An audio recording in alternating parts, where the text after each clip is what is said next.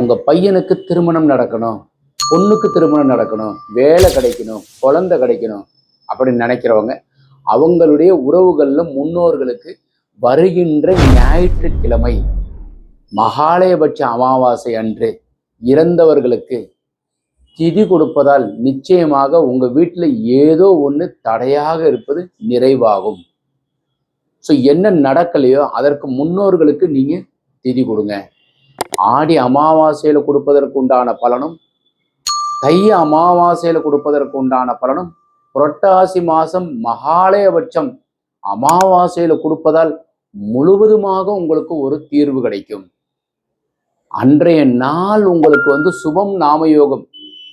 யோகி யாருன்னா சூரியன். அன்னைக்கு காலையில உத்திரம் நட்சத்திரம் ஆரம்பிக்குது, சூரியனுடைய நாள், ஞாயிற்றுக்கிழமை அன்று. ஸோ ஞாயிற்றுக்கிழமை, அதுவும் அமாவாசைங்கிறது சூரியனும் சந்திரனும் சேர்ற நாள். அன்றைய தினம் அவசியமாக கோவிலில் போய் கொடுங்க.